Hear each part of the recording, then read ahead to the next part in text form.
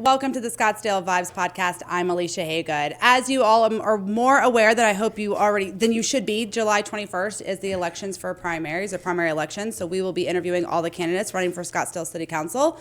This week we'll have Raul Zubia and Bob Littlefield. So please go out and vote. Your voice matters. Everything that the City Council does affects you. So it's really, really important that you have your voice count. And here's the opportunity to listen to what the candidates will be saying. But first, before we check in with Raul, let's hear from our favorite State Farm agent, Jeremy Mueller. Jeremy's been here for over 25 years, helping neighbors just like you with home, auto, life, and business coverage. He knows our city, our lifestyle, and our needs. Plus, with 3 local offices, he is always here close by to help. Give Jeremy a call at 480-515-5223 or visit jeremymueller.com because here we look out for one another. Each candidate, as you are well aware at this point, because we're in our second week, will be given the same 5 questions. Each candidate will have 15 minutes on their time slot. I will not be asking follow-up questions, rebuttal, or debate them. This is your opportunity to hear what each candidate has to say. And I think it's very important that they are heard, and it's very important that you listen to make sure that you are voting for the candidate that represents you and your beliefs and what's best for Scottsdale. So let's start with Raul.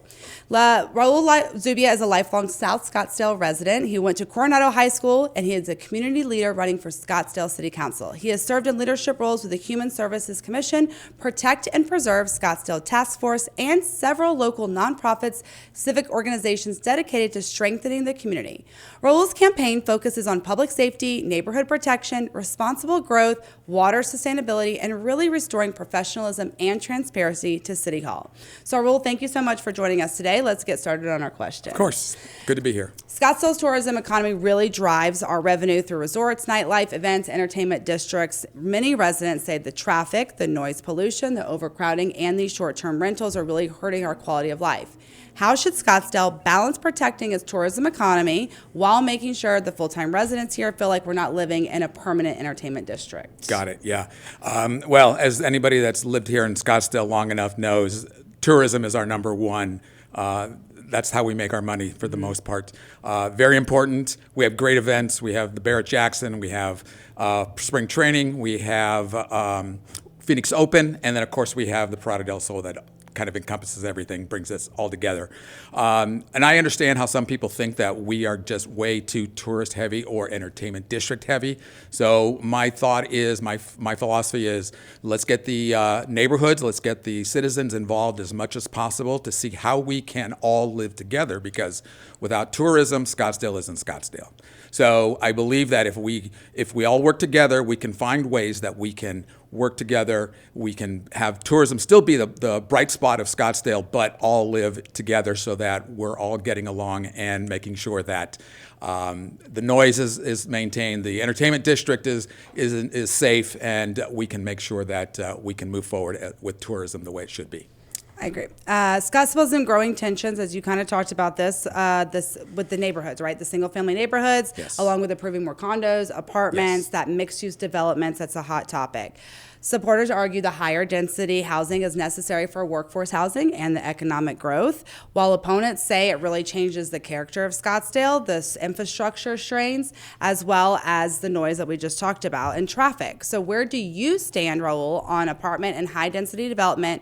And are there areas of Scottsdale that really this should not happen in?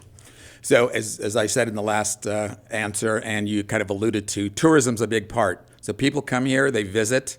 They say, let's go to the Phoenix Open, let's go to spring training. They visit, maybe they visit 2-3 times and then decide, hey, that's where I want to retire, or that's where I want to live. I'm going to bring my family out. So Scottsdale's always going to attract visitors and therefore going to attract new residents.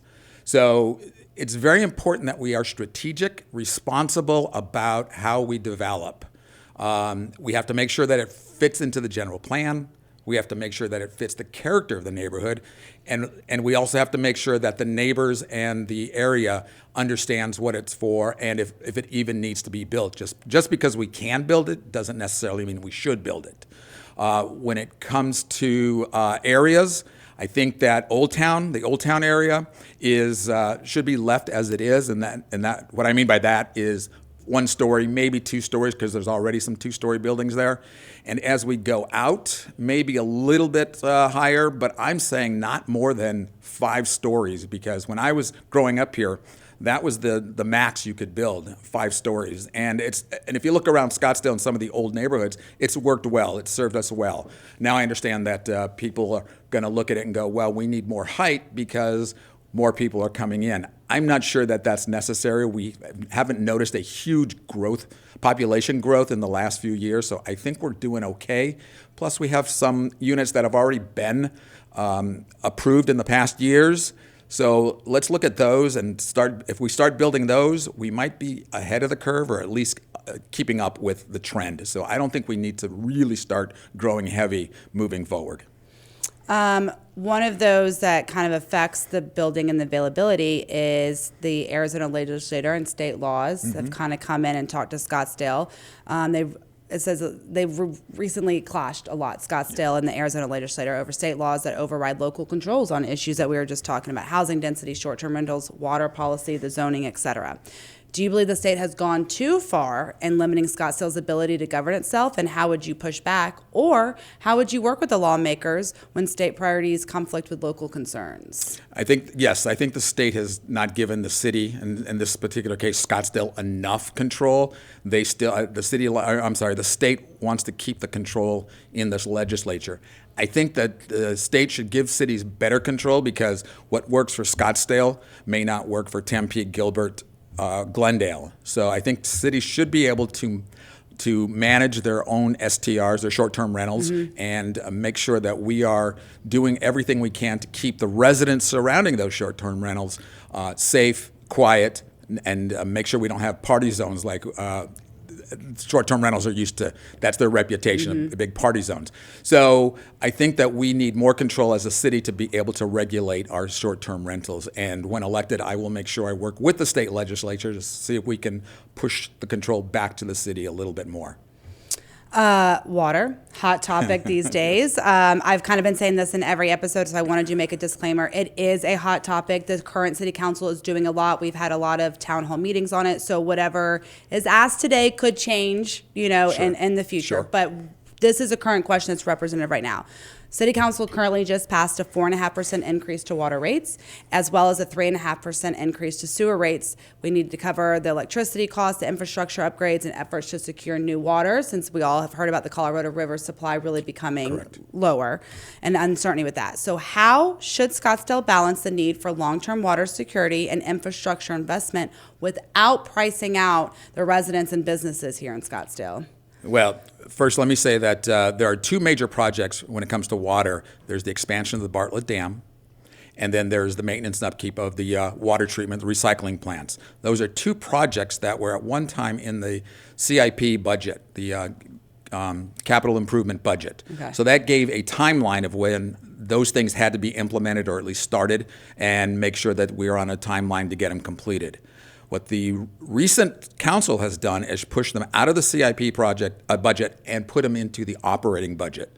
So now that means that council can then kick the can down the road and say, you know what, we don't need to do this now. Let's wait 5 years, 10 years. Well, what happens is, yes, it's expensive. And what happens, though, in 5 years, 10 years down the road, if we kick it down, it's going to be even that much more expensive.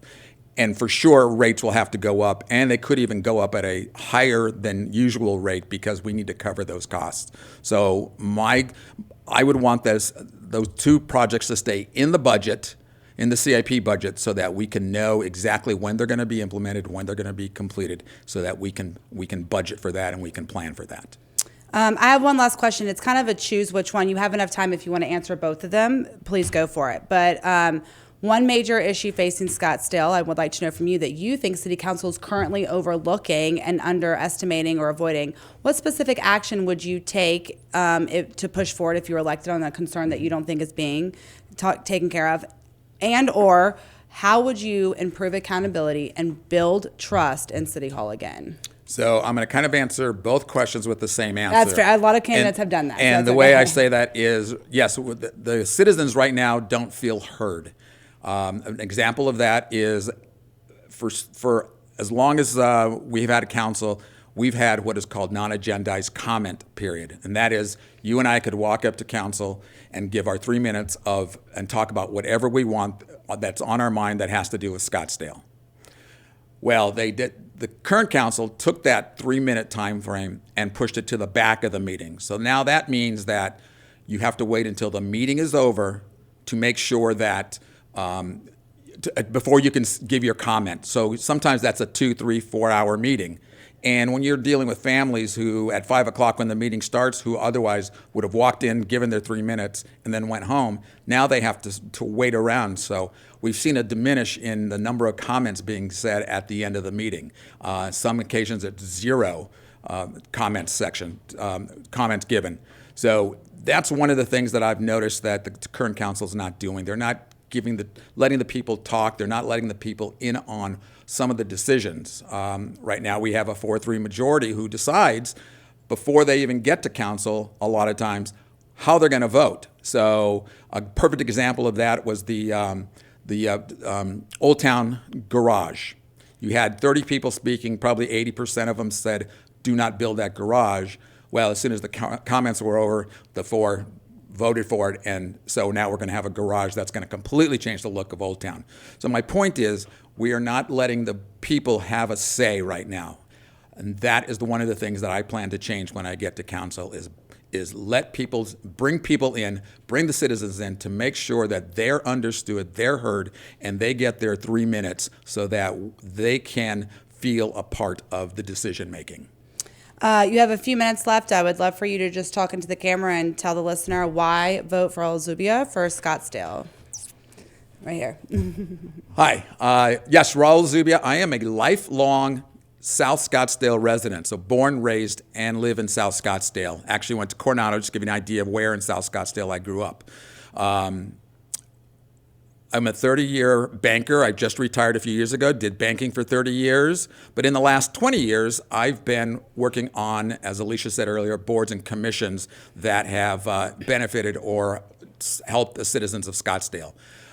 Quick example, I'm on the Charo Foundation, I'm on the EVIT Foundation, and I'm on the SUSD, the Scottsdale Unified School District Foundation. All 3 of those raise funds for education. I'm also on the Parada del Sol Committee, and an announcer. I've been doing that for 10 years. That's one of the things that I'm most proud of because I remember as a child going to the Parada and having half a day so that we could go to the rodeo. What I'm trying to do is bring back common sense and responsible leadership to City Council. We don't see enough of that now. We need council members who are going to work together and not work against each other. And when I'm on council, that's exactly what I plan to do, and let the voters know exactly where they stand and how they can get involved. Thank you very much. Go to zubiaforscottsdale.com. Well, you took my last line, so thank you for that. But again, I love it. No, it's fine. Really, it's most important, everyone, please go vote. That is the most important thing to me, is that your voice is heard, that you understand that your voice has a powerful position to hold here in City Council as well as the residents. So please, as well, go vote, Zubia4Scottsdale.com, as well as anyone else that you're looking for the candidates. Stay tuned. We'll have more when we come right back. Bob Littlefield is a longtime Scottsdale resident, Vietnam veteran, engineer, and business owner running for Scottsdale City Council with a focus on protecting neighborhood and preserving Scottsdale's character. He has served in numerous city leadership roles, including on council budget, water, transportation, aviation committees, and has really been involved in many resident-led efforts opposing large-scale development projects. Bob's campaign emphasizes responsible growth, fiscal oversight, and putting residents of quality of life first. So, Bob, welcome to the podcast. I'm excited to have you here. Thank you. First, let's start with about Scottsdale's tourism economy drives our major revenue through resorts, nightlife, events, the entertainment district, etc. Many say that this causes more traffic, noise, overcrowding, and the short-term rental use has made our quality of life go down. How should Scottsdale balance protecting its tourism economy while also making sure full-time residents don't feel like we're living in a permanent entertainment district? Well, there was nothing wrong with our tourism economy until the state, at the behest of the short-term rental people, created rules which have really, I hate to use this word, but infested places like Scottsdale and Sedona with short-term rentals. And it's had a number of negative effects. First negative effect, everybody complains about a lack of affordable housing, right? Well, that's because, especially down in South Scottsdale, you have entire streets where what should be family-oriented homes have been turned into short-term rentals. So that is a big problem. It's not the tourism industry, it's the short-term rental industry. Scottsdale was a tourist destination for decades, and it made us plenty of money, and it made us happy, and it was good for us. It was the short-term rental boom, I guess you would call it, that turned that around. Let's talk about speaking of housing, let's talk about some of the tensions that are going between preserving single-family neighborhoods and approving more apartments and condos and that mixed-use developments. Yes. Supporters argue that the higher density housing is necessary for workforce housing and economic growth, while opponents say it changes the character of Scottsdale and strains infrastructure. I think most people know, but I'll go ahead and ask, where do you stand on apartment and high-density development? Where does Bob And do stand? you think there are any areas in Scottsdale where it simply should or should not happen? All right, if we did rational city planning, we would have a certain amount of single-family homes, we'd have a certain amount of condos, a certain amount of apartments, a certain amount of commercial. The problem is, we don't do that. What we've done for the last 25 years here, and what I've been fighting for the last 25 years, is basically giving the developers whatever they want. And that's how we end up with too much of one thing and not enough of the other. First of all, is a complete dodge that these guys are building affordable housing. There hasn't been an apartment built in this town in 20 years that's affordable. It's what happens is they come to council. I remember I was back on council. They would come and say, "Oh, we're building affordable housing," and then as soon as they got their zoning approval, you go and you look at the sign out there. It doesn't say affordable housing. It says luxury housing. It's lied. So there isn't a lot of affordable housing in Scottsdale because, number one, we're not building any, and number two, short-term rentals have sucked up. There are entire streets down in South Scottsdale that should be occupied by brand new families and instead are party houses. That's a mistake that we're letting to happen, and I want to correct that. You mentioned this as well in your first answer of talking about the Arizona state legislator coming into our city. Ugh. So Scottsdale leaders have increasingly clashed with the Arizona legislator over state laws that really override our local control on They issues do. like housing rentals, the short-term rentals, which you mentioned, water policy, zoning, etc. Do you believe that the state has gone too far in limiting Scottsdale's ability to govern itself? How would you push back, or how do you would you work with the lawmakers whose state priorities really conflict with the local concerns? You know, when the legislature passed the Axon bill, and one of the guys down there, not from Scottsdale, actually said as he voted for the bill that it's fun to stick it to Scottsdale. Well, you can't really negotiate with that kind of attitude, all right? Here's the problem. They've stuck it to us on Axon, they've stuck it to us on short-term rentals, water, on and on and on. Here's what we need to do. Scottsdale is a charter city. The biggest cities in Arizona, Phoenix, Tucson, Scottsdale, are charter cities. We actually have more power than a town like Cave Creek, for instance, okay? But we've never used it. Phoenix and Tucson, back about 15 years ago, used their fact they were a charter city to challenge this legislature in the court over election dates, and they won. The trouble is, we've been too wimpy to do that. I would like to see us challenge the state legislature on these things and use our power as a charter city to make that happen. It's not a total solution, but it's better than what we're doing now, which is basically letting them run all over us. Okay. Many Scottsdale residents are concerned about their rising costs. Spending transparency is very big, and whether taxpayer dollars are really being prioritized effectively. Water is a big hot topic with that. So recently, the current city council increased and approved a 4.5% to water rates, 3.5% to the sewer rates to help cover these rising costs for electricity, infrastructure upgrades, and how to really include new water sources as the Colorado River dwindles. Do you support these increases, and how should Scottsdale balance the need for long-term water security while also not putting the burden on residents and businesses? Well, if you look at us compared to Gilbert or Mesa or Phoenix or whatever, I would like to see obviously no increases.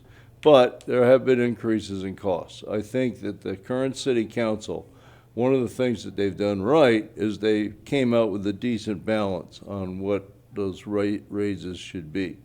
So I don't have any complaint about that. I do have a complaint about how much it costs to live in Scottsdale, but that's not because of the water rates or the sewer rates or whatever. That's because of overdevelopment, which is what I've been fighting. And so, yeah, it's getting expensive to live here. There's no question about it. I've lived here since, 1984? My wife actually was born here. She's a Scottsdale native. And so, yeah, we have to watch out for that. But I would say that that's one of the things that they've done right is the raises, the increases were nominal. Okay. I have a two-part question left, and you have enough time. Yeah. We can ask both of them for you. So how about this? What is one major issue that's facing Scottsdale that you do not think City Council is currently working on? And what would you do with that said issue that you want to bring awareness to? The biggest issue in Scottsdale, and it has been this way for the last 30 years, is overdevelopment. We let these doggone developers run roughshod over us. And we let them set the pace, we let them set the agenda, and we are doing that at the expense of the residents. For the last 20 years, whenever the city does a survey, the number one complaint residents have is traffic.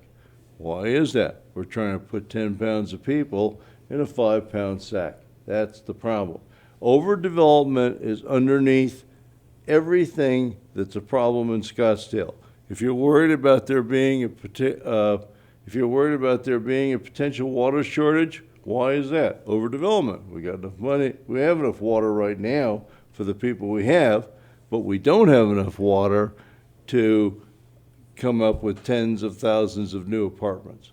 So it's all about overdevelopment. Scottsdale, when I moved here, was a nice place to live. It's still a nice place to live, but our quality of life has really been demeaned by overdevelopment. And if you had one word that you wanted to put a little tag on, Bob, stop overdevelopment.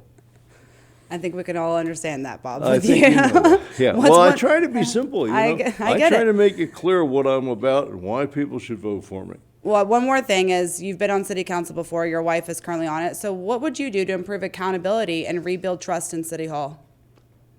Good luck with that. Accountability. I've been accountable. Everybody knows exactly where I stand on everything. All right? And if you vote for Bob and Bob gets in, you know exactly what you're going to get out of me. And the problem is we have people, they run for city council and they send out the little flyers, and the flyers say, we're resident friendly. And then the minute they get in, they stab residents in the back and they go with developers. Solange Whitehead with Axon, Tammy Caputi with Axon, Tom Durham with Axon, plus thousands of other apartments. I mean, I could go on and on. You don't have enough time for me to list all the names, but that's your problem right there. And you're right, there's not enough accountability. People need to pay attention. They need to see who's voting how and for what, and they need to make their votes for council. I think that's happening, because last time around, Caputi got dumped, Durham got dumped, Ortega got dumped, and I think Betty Janik would have been dumped, except that she wisely, in my opinion, decided not to run again. I think she and Durham were almost Tweedledee and Tweedledum. So that's the issue right there. It's all there to see, but you've got to pay attention. You've got to pay attention. Well, everyone else can continue to pay attention to Bob and his campaign by visiting boblittlefield.com to get to know more about what he stands for outside of less building and keeping Scottsdale quaint.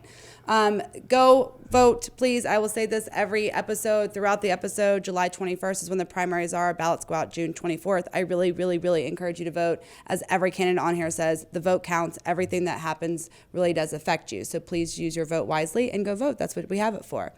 Somebody that lives here that we love to support as well and knows the area and the real estate market is Sean Shackleton of the Shackleton Group. For over 25 years, Sean, Scottsdale real estate agent Sean Shackleton has guided buyers and sellers with straight talk, smart strategy, and data that keeps us ahead of the market. If you want a calm pro who won't let you settle for less, give Sean a call at 480-734-7277 or visit her at theshackletongroup.com and make your next move a winning one.